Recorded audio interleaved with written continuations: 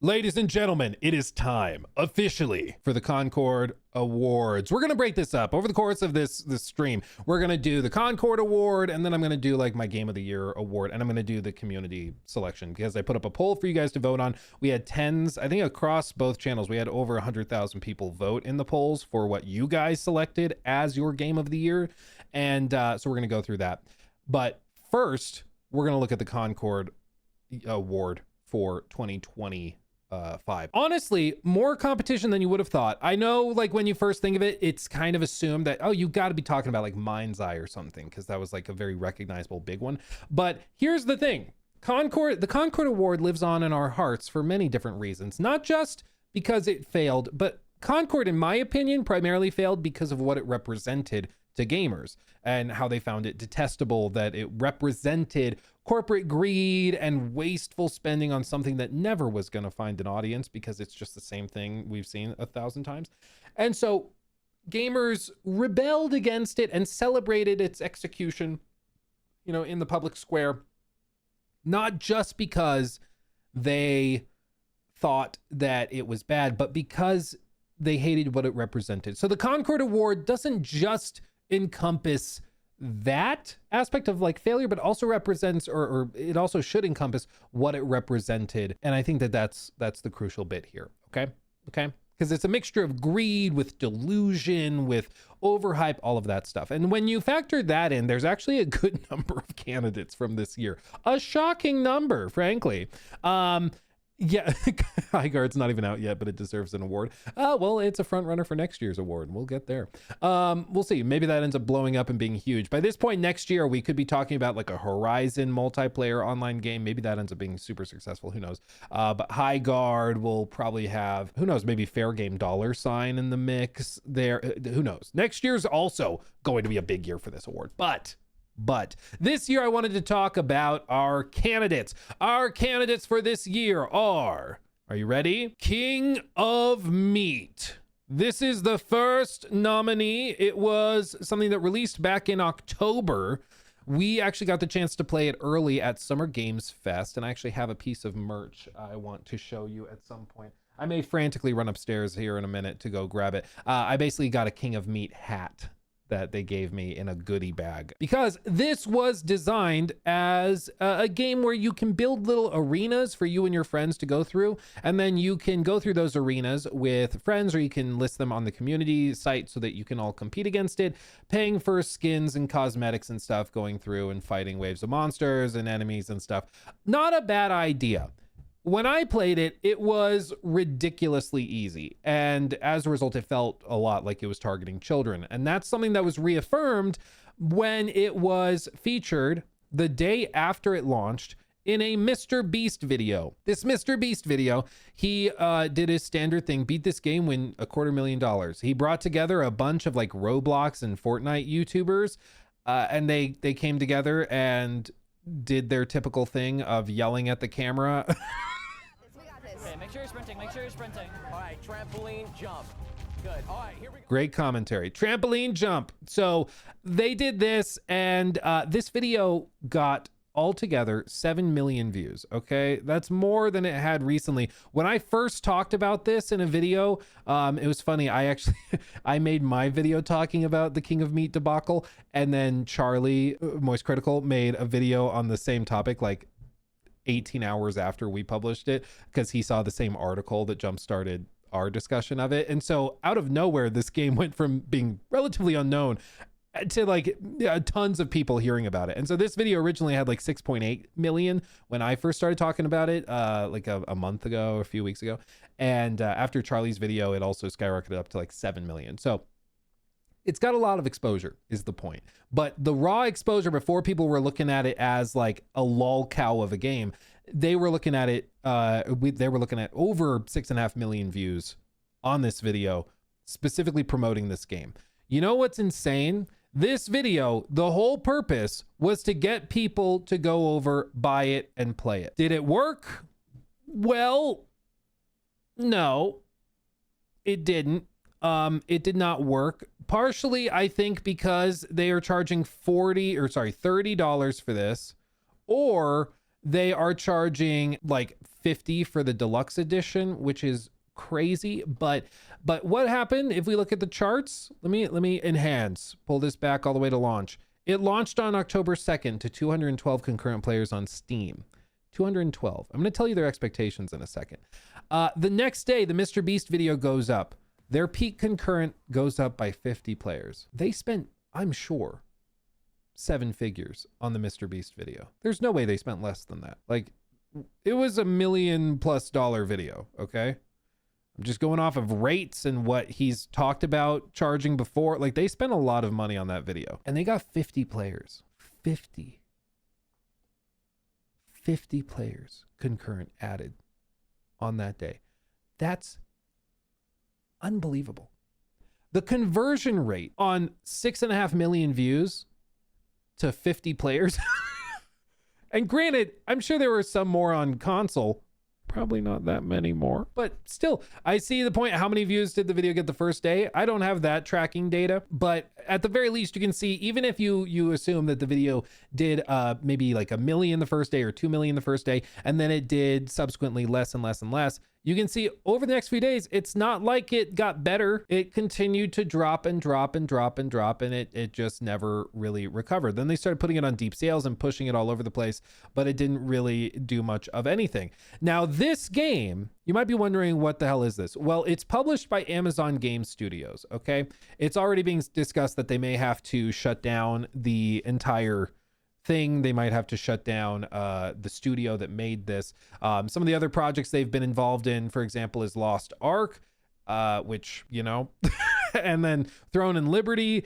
They are doing Tomb Raider Legacy of Atlantis. So this one that's hotly anticipated is also published by Amazon Games, but they don't have a phenomenal track record. And I think the reason why this could easily be a strong contender for Concord Award of the Year is because it represents something that is so prevalent in our industry, which is this like corporate approach to gaming where they think if they just throw money at something, it will make it work. And with this, we gave them feedback at Summer Games Fest that it was too easy. I spoke to other creators who tried it at Summer Games Fest, and they agreed it was too easy. It felt like a game for children. And then they marketed this in this way where they brought in all these multimillionaire Roblox YouTubers, 35-year-old people that are screaming about trampolines.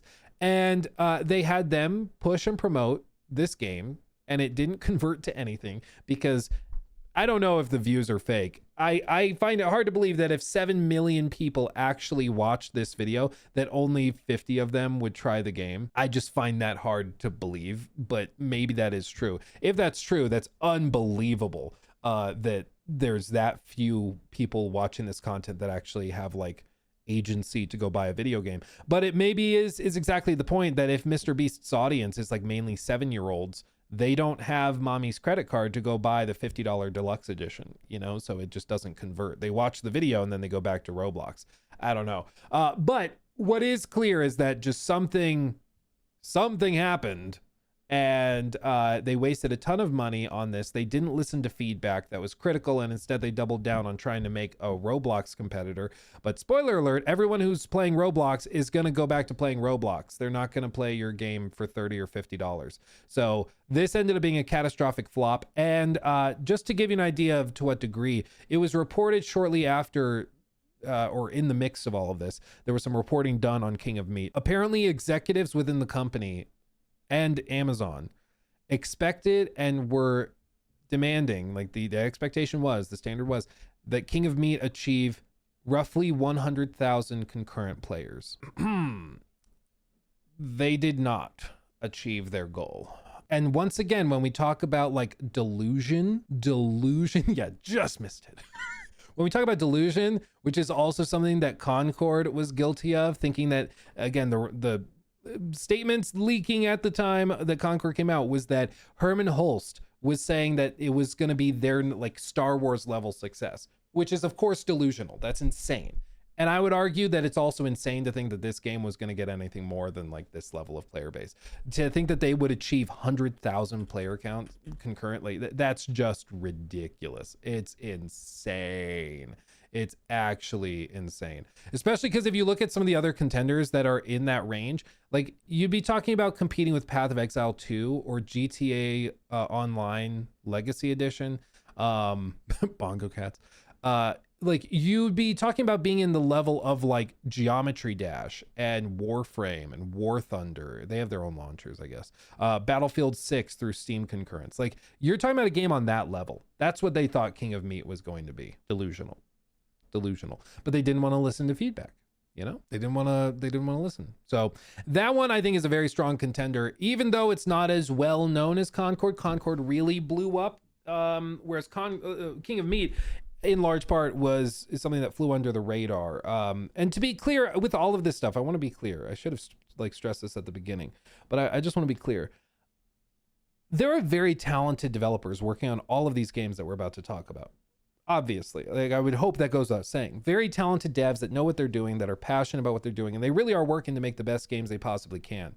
Most, if not all of these that we're discussing, the problems come down to managerial mistakes, over-scoping, over-promising, crazy demands from executives that are never going to be lived up to.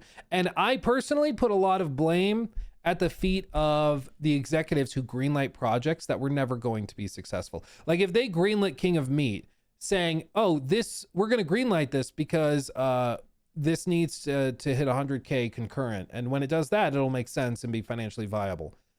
Like they're setting the company up for failure. It's never going to achieve that. Anybody could have looked at these trailers and be like, yeah, it could be like a fun party game, but there's no way that this is going to do 100K concurrents. Like, are you crazy? Anybody could have told them that, but they didn't care to listen because they were like blinded at the hope of that live service money, you know, want a piece of that Roblox money. And, you know, the devs that put this together clearly knew what they were doing, very passionate. I think they put together a solid game. It just needed rebalancing if they wanted adults to play it who have $30 to spend. But even then, like, even if this was rebalanced and could be challenging, I still don't think it's probably worth $30 to $50 for whichever edition you want. This is like, you know, something you'd get as an indie game to play with your friends for a couple of nights. You know, maybe $5, $10, something like that. It could do well, but the idea that they were going to put this out for $30 or $50 is crazy.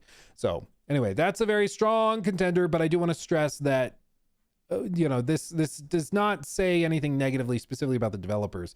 It's more about managerial mistakes and the idea that they honestly thought that would do 100K concurrent, which is insane. Second nominee. This is also one that kind of went under the radar for some, but it was put out by a very accomplished studio that has won all sorts of awards. So critically acclaimed studio on paper, like it's technically within a universe that is also critically acclaimed.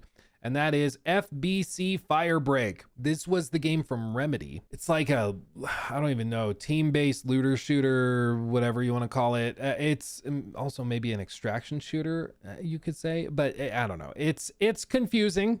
It's confusing. This thing missed pretty much every target that they had set for it.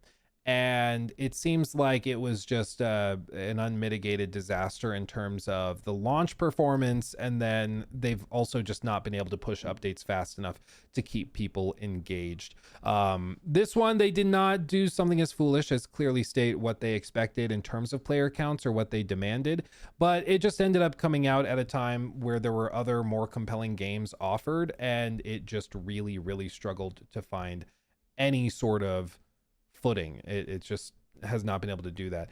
Reviews are sitting at mixed across everything. If you compare the Steam page for King of Meat, they only achieved 220 reviews total. This one at least did get up to 1,700, just under 1,800 reviews. So it's fair to say that they probably sold more copies, even at a $40 price tag. This game was launched at $40. It is on deep sale, but they did launch it at 40, which again is just kind of crazy. But they are sitting at a much a similar Steam DB user count. King of Meat was at 9 concurrent players as of right now. Firebreak or FBC Firebreak is at 18 players right now.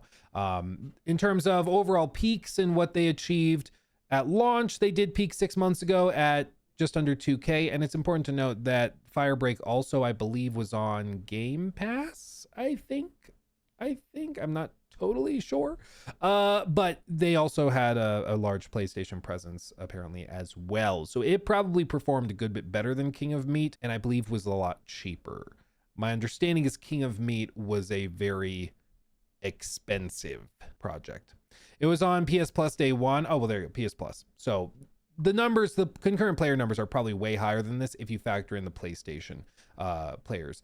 Whereas King of Meat, I mean, I'm sure some people were playing it on console and stuff, but I don't, obviously it wasn't enough to like really change the equation. But this was another one where, again, it's a capable team putting it together. It was just a concept that like never really made sense. The idea that you're going to put this out and it's just going to be another shooter, like team-based shooter, that you're going to charge $40 for it. Like there's just, this never made sense. Like from the moment it was announced, everybody was like, what? And that's my frustration, is that they set the team up for failure, and then the team is the one that's going to suffer the consequences. You know, the executives that greenlit this and wasted millions upon millions upon millions of dollars on it, they're not going to suffer any consequences. It's usually the teams that get laid off and stuff, and that's why it's shameful. Our next nominee is one that I hold near and dear to my heart because I freaking love the franchise historically, and that is, of course, Civilization 7. Civ 7. Civ 7. Sorry. I had to. Civ 7 also is like a candidate for one of the most disappointing games of the year. It's just, this was a big oof. So Civ 7 is a game that had a lot of like hype and expectation on it, and they just missed the mark, dude. Like it's just not ready. I think at launch they didn't even have the ability to set scouts on auto explore, which is insane. The menus all are god awful. The UI, whoever they hired to do the UI in this game, screwed it up across the board. This is the IGN review, which is why it's like all over the place. It was buggy. It was lacking features that were basic in the previous games. They also set up a new feature where like you change civilizations as you go through the eras, which like completely defeats the purpose of selecting a civilization at the start. Like so many things in this game didn't make any damn sense at all and were just horrible. And I'm somebody who played a crap ton of the previous games like Civ 5. I played a ton of Civ 5. Been getting into Civ 6 recently. Me and my wife, Nikki, have been playing it as like a couples game. We do big matches against each other, and I just beat her the other night. It was good for my self-esteem. She plays Religion, and it like drives me crazy because I will like be doing amazing. I'm like putting satellites in orbit in the 1500s, and then she's over there like spreading her religion.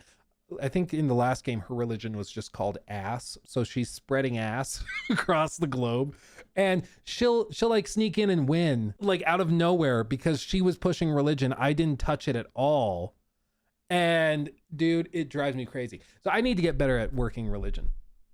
Somebody, one of you guys, when I mentioned it the other day, you're like, yeah, religion's pretty OP. Also in real life too.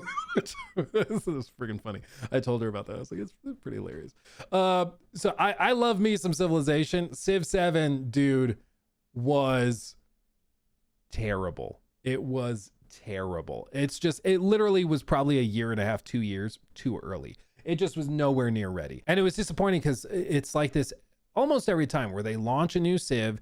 It's lacking features, it's terrible, and then they add in DLC that makes it better, and eventually it gets good enough that people start to move over. But to just give you an idea, Civ 5, which launched in 2010, right now has 16,000 concurrent players. Some of these others that we've talked about launched in October and have 9 players. Okay? FBC Firebreak launched back in June, 18 players. Civ 5, 16,000. Okay. So Civ 5, 16,000. Civ 6, 35,000. Like it's a Wednesday morning and they have 35,000 players. It's crazy. It's crazy. That's how much people love these games though. This one launched in 2016. It's a decade old and it's got 35,000. Okay. Because it's a good, solid game that people love. Civ 7 is not quite on the level to put it mildly, as some of these other games. This mainly is getting nominated for the Concord Award because of how disappointing it was. It still has 9,000 players in game right now. There are still people playing it and pushing it. It got 51,000 reviews. It no doubt sold many, many, many, many copies. I know for me, I have Civ 7 in my library. I haven't booted it up, I don't know, in like 9 months or something. Like it's just, there's no reason to play it. It's missing so many features. Eventually I'll play it, no doubt, when they eventually fix it. But right now you're just getting, you know, a shell of a game, and it's really, really too bad. But without a doubt, this is our best performant game compared to all of the others that we are discussing for the Concord Award. But it was such a swing and a miss. Still. Final nominee. This one is not going to surprise anybody, and that's totally fine. Mind's Eye. This one is sort of like the obvious one to point out, just because it was so visible and it was so well known and discussed. But there's a couple of reasons why I don't think it's necessarily a slam dunk. For one, this is a single player game. It originally started as Everywhere, which was this like Roblox platform-esque idea where they wanted to have a platform that people would log into and could build their own sort of games and experiences within it. And they would, of course, get the benefits of that. It also, it's been leaked after the fact, but my suspicion when I was talking about this game before launch, which was that Everywhere as a platform originally was supposed to have NFTs in it, and then that got scrapped, and so then they pivoted into doing just this as a standalone game. And after the fact, after it launched, some employees said that NFTs were part of the original vision for it, and then it got, of course, scrapped. NFTs kind of went belly up, and so they pivoted away from that and then just tried to make a video game. But this was once more a very capable team, very talented team. Like, you can't make what you're seeing on screen without knowing what you're doing. The problem was, once again, leadership. They had a really toxic workplace culture. They had really toxic crunch culture. They had problems where, like, for example, they would have all of these things they needed to get done in the game. And what you would do is, if you found a bug or a problem in the game, you would support or submit a support ticket. You submit a ticket, and then the team goes and works through the tickets based on priority and all of that. The head of this company was a guy named Leslie Benzies. He, of course, was a producer on GTA, on Red Dead. That's part of the reason he got the funding for this, was because he promised like the next GTA, basically. And he had what was called internally Leslie tickets, which was anything he said, you had to drop everything and take care of before anything else. Things like that. It was understood that if you didn't agree with Leslie on everything he said, that you would not get promoted, that you would be passed up. And then if there were layoffs or restructurings, you were first on the list for it because you were seen as a problem child, basically. Like, you're not a team player if you don't agree with everything he said. So this certainly was a managerial issue. The devs were incredibly talented. They knew what they were doing. This was a management issue through and through. What's also interesting is that this was the first game published by IOI partners. IOI right now is giving me super strong, like, Ubisoft as of probably 2012, 2013 vibes. Like, I think IOI is about to probably explode into something way bigger. And they've started experimenting with publishing, and this was their first venture into that. And I think really what happened is that Mind's Eye needed more delays, but IOI had given them so much time and so much money, and they just finally were like, get over yourself. You're going to release it, and put the hard deadline. And so they had to shove it out the door. But I think that IOI got dragged along by Build a Rocket Boys leadership for sure. Because I think once it became clear what the game was and how it was not ready, they were just like, we're going to get it out the door and move on. That's what we're doing. We just put an end to this. Put it down, put it out of its misery. But this one was a big project that they spent a ton of money on, and a lot was riding on it, no doubt. And it, as you can see, did not go over too well. It did peak with 3,300 players 6 months ago. There's 28 players in it right now, which actually puts it above some of our other nominees, 18, and then Concord's, of course, at 0. King of Meat, though, is at 9. So it is, you know, doing pretty well with 28. But this was another case where people tried it, and then just the moment they saw what the game was, it was super buggy at launch. It was super broken, obviously just not ready. They decided to dump it, and I'm sure a lot of players refunded it too, and over time it just kind of fell and dipped down. They have done further updates on it. They've reached out to content creators to help try and promote it and get people to give it another chance, because they have reportedly done some work on it to try and get it working better. It's just not quite there. You can see recent reviews are actually very positive. 85% of the 82 reviews are positive, and who knows how many of these are totally legitimate, but after 6 months, the game is playable, which is already a significant achievement. This car's doubles at high speed, but this is no longer a problem since the game has finally been optimized. Yes, there's still some flaws, but it's already playable. I pre-ordered the game. I was very unhappy with whatever happened to the release. You can take it with a deposit for the future. I don't even know what that means. At launch, it sounded like a disaster, but what I'm playing now is far from unplayable. Is that the standard? It's not unplayable. The devs clearly put effort into fixing performance. Driving sections are fun, and even though combat needs more work, it's very playable. The reviews are here are harsher than the actual experience. If the team keeps updating, this could turn into something really solid, and I hope they get the chance to do that and they're not walking away, which I think they deserve credit for. I think the point was, it was never going to be, at least from what people were trying, it was not a $60 game, which is what it launched at. Now it's half off. You can get it for $30. That's still probably a bit steep in its current state, but they're getting there. They also put out a demo for people to try it and give it a shot. I hope that they can recover, and I don't like seeing studios go under. I don't like seeing talented devs get laid off, but it's just not, it wasn't ready. It needed more time, and I think most of that lands on the shoulders of the executives that mismanaged this whole thing.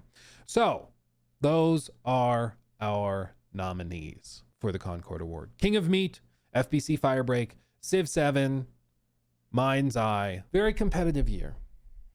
I think for me, again, the Concord Award, it's about what it represents. It's about delusion and chutzpah. I think in the case of Civ 7, this was just a game that was not ready, and executives pushed it out. Lots of people still bought it. Some people are playing it and liking it. So Civ 7, again, I think it deserves the flack that it's gotten. And as a fan of the franchise, really disappointed personally. But I don't think it quite lives at the same level as some of these others, both in terms of delusion and in terms of just like outstanding greed. I get the vibe that they just were given really, really ridiculous timelines to get this done. And we're told, well, fix it later, improve it later. I'm sure in like 2-3 years, it's going to be really solid, just like the other games, because it's just kind of the story of Civ, is that it starts really rough and eventually gets better. But we'll see. I think they also, again, I think they just need to get rid of the whole changing leaders thing. I just personally hate that. I find it so stupid. Anyway, Firebreak. This is another one. This is a strong candidate, just because like it just never made any sense at all. This whole concept never clicked, and I think everybody was baffled that they were doing this and charging a premium price tag for it. I think they did some things right by putting it, on PlayStation Plus for free, so you could try it and download it and not have to put money up for it. I think that's the best way to handle something like this. But this one also, I just don't find, like, even nominating it for the Concord Award just seems kind of uninteresting. Like, it's so bland. I'm just like, it's just not quite there. And again, I don't think it's the developers' fault. The developers did as good a job as they possibly could have done. It just, as a concept, I don't think should have ever been greenlit. I just never think it was going to turn a profit to the level they needed it to. And so the fact that they greenlit it and are baffled that it lost money, that kind of lands on them. So for me, I think the two clear front runners are Mind's Eye and King of Meat. I think Mind's Eye is a case of a game with a lot of talented people working on it that was very ambitious, too ambitious for its own good. And because of mismanagement, it just got overscoped, and it just kind of ran out of time, and it was not ready. But to their credit, they are still working on fixing it. And I do think there is a version of Mind's Eye that is updated and improved that actually could be solid. Like, probably not a 10 out of 10 game, but I don't think it was ever going to be that. But I think that if they keep with it and they keep improving it, it could actually get to a point where it's like worth a fun weekend playthrough. I think it could get there, and they seemingly are committed to doing it, and I wish them the best of luck doing it. And when it's at that point, I will happily make a video and tell people that they should check it out, because they deserve credit for fixing it. So many studios launch something terrible and walk away from it and just take the money and run.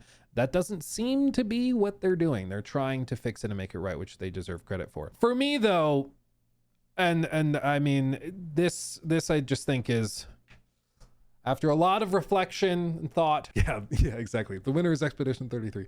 It's sweeping all the awards. For me, it just frankly comes down to really what Concord represented, which was excessive greed, which was delusion, an idea that was not that original to begin with. And that, I think, makes King of Meat the winner of the Concord of the Year Award 2025. This game, again, talented people working on it, but as an idea, as a concept, this was never going to get 100,000 concurrent players. It just never was going to get there. It's also, for me, maybe this is unfair, but for me, seeing the Mr. Beast video and knowing that they spent God knows how much money on this, that makes it like worse for me, you know, that because it shows just a disconnect from the gaming community, that they thought that they could just throw Mr. Beast a crap ton of money, have him bring on all these Roblox streamers, and that he expected that would somehow convert to players and to success. And it's just so delusional and disconnected from reality. And then Mr. Beast, why is he yelling at me? We did it! Come on, guys! Thank you, King of Meat, for sponsoring this video. All right, let's focus. I don't see any more. Go, go, go, go, go, go, go, go, go. Let's go. Dude, it's hard to watch. Like, am I a boomer? Am I just a boomer? I feel like this is just unwatchable. Like, it's every shot is no longer than like 4 seconds long and everybody's yelling. Man, I feel so old. I feel so old. But anyway. So to me, I think it's King of Meat. I also don't think that there's any saving this. It's rumored that leaks have suggested that they're working on shutting down the studio. Shocker. Amazon Games, not that forgiving. If you tell them you're going to get 100,000 concurrent players and all the millions of dollars that will bring, and then you catastrophically miss it, they are not going to be that forgiving, and they're not going to like give you a second chance. So Amazon seemingly is pulling the plug, and King of Meat will live on in our memory forever and ever. Amen. But congratulations to King of Meat for the Concord Award of 2025. Next year, I want to have a trophy made. I don't know if I can do that because I don't own the rights to the Concord logo, but you better believe I'm going to try. I actually, and I am not joking, I considered like going and finding a lawyer and then seeing if they could reach out to Sony PlayStation and what they would like charge for the rights to Concord as a franchise. But I was like, there's no way that they would do it. There's no way that they would ever sell the rights to that. Like, even now, I don't think they would do it. It's probably legal reasons for, like, they put the trailers up. They don't want to have potential problems with the trailer. But I was like, wouldn't that be so freaking funny if I bought the rights to Concord? Wouldn't that be so freaking funny? But yeah, anyway, money well spent, you know. People are starving out there, Luke. Yeah, well, I bought the rights to Concord. Wouldn't that be great? Just make it a grape. Oh, that's a good idea, Corey. What if we did the award for the Concord of the Year award and it's just a gigantic grape? We could put like a little sad face on it. That could be funny. That could be funny, actually. We should do that. I like that. Okay, Corey wins. We'll make it a grape. Next year, we'll make a trophy. We'll paint it and everything. That sounds fun. Okay, so congratulations to all of our nominees. It was a more competitive year than I expected it to be, but next year I actually think that there's going to be probably just as competitive, a lineup. Frankly, I think it's going to be good. I think it's gonna be good. And honestly, like this is for the memes. Like, we do it for the memes, but also just honestly, I think it's just important. Maybe this is just a philosophical difference. I'm a firm believer that mockery is and shame is a powerful, potent tool to change the world for the better. Like somebody's spreading flat earth stuff. Just like make fun of them and say that's super stupid. Like, don't really entertain it that much. Just be like, no, you idiot. What are you talking about? I really think that can make the world better. And so for this stuff, when the game is so bad, like, mocking it and laughing at it and giving it a Concord Award of a sad grape face. I think that that can make the industry better, because no studio, no publisher wants the Concord Award. No studio wants to be like laughed at or mocked. So they start to be much more careful and calculated with their decisions. They might start to reach out to people and get feedback on stuff before it happens. I've told you guys before, I have been contacted numerous times over the last like 3.5, 4 years to consult on games and projects, which obviously I can't tell you what they are. But I can tell you that multiple of the projects that I've consulted on have been canceled after I consulted with other people. There were other people there, but they've been canceled and walked away from after that consultation. And it's because they wanted to find out what people like in the community would say about the game before they put it out. They get the feedback that's all like super negative, and people are like, what are you thinking? And they're like, okay, never mind. And they walk it back, and they decide to cancel it before it gets too bad. Because this is the problem, is that the executives that greenlight this for $100 million, expecting 100,000 players, they do not suffer any consequences if it fails, you know? They don't. They're like, ah, shoot. Anyway, you're all fired. Like, that's what happens. And it sucks, because the executives will be fine if they miscalculate. It's the employees and the talented devs that suffer as a result of those managerial delusions, I guess. But you know what executives hate even more than not making money? There was a story a few years ago where EA, back-to-back years, I believe it was 2012 and 2013 or 2013 and 2014, EA won worst company in America 2 years in a row. Okay? 2 years in a row. There were articles written about how this award upset executives so much that they greenlit all sorts of initiatives to try and turn around the company's public image. Like the fact that they won an award where their logo was turned into a pile of poop, that upset them more than like actual concerns over ethical violations and stuff like that.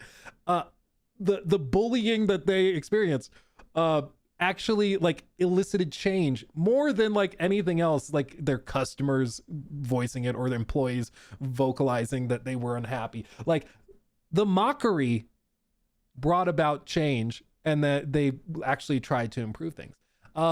So who knows, maybe in a few years, you know, the Concord Award will have had an impact or something, but for now we're starting quite small. Corey says the award should be for the execs and publishers. The devs must always work their ass off and put everything they could into the game. It's so very often not their fault. Well, exactly. And even like, and this is what I've tried to stress in the videos that we've made, like on Concord, for example, you look at the cutscenes that they did in Concord, there is no way of twisting that into anything other than like, at the time especially, like industry leading. Like they had phenomenal motion capture, and the acting performances were really good as well. Like it was very well done. The people, like the gunplay in Concord was solid.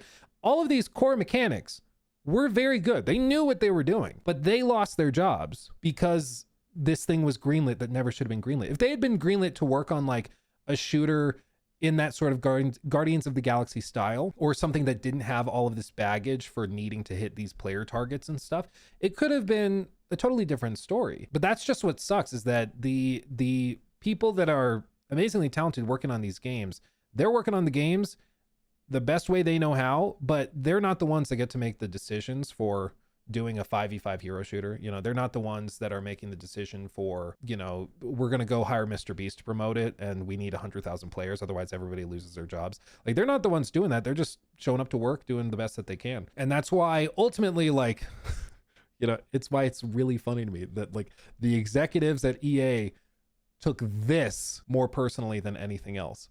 Like the idea that they won an award for being bad at their job. Like the executives love shiny stuff. And so when they get something shiny that's making fun of them, they freak out. Okay. So I really think that the mockery of the executives for greenlighting this stuff could really, really potentially, you know, bring about something. At least they won something. Sure. But, and especially I think more than most of these things that we're discussing were avoidable. You know, projects like even an example like the Civ 7 example. I think every developer would have told you, we need more time. We're not ready. I think they all would have said that because it wasn't ready. Like you couldn't set scouts to auto explore. That's like a pretty basic feature in Civ, and you just couldn't do it. And like they would have told you that, but they were, I mean, it's above their pay grade. It's something that's way above them for when they have to put it out and when they can greenlight, you know, when they need to hit certain deadlines and thresholds. So it's just, as with most things in the industry, it's coming from the C-suite. It's coming from the people up on the 14th floor that get to have broad sweeping demands for what happens. And what sucks is that the executives don't get punished when they screw up. It's the employees that get screwed up. So maybe the best counter is to just make fun of the executives and mock them. And so then they learn, you know, because you're not going to get the executive fired. The executive has control. But if you make the executive feel bad, maybe then they'll start to think, because clearly they don't care that much about laying people off or, you know, disrupting the lives of their employees. But maybe if you make fun of them and say that their work is poopy, maybe then they'll start to listen. It's sad, but it works, dude. It works. He took my thing.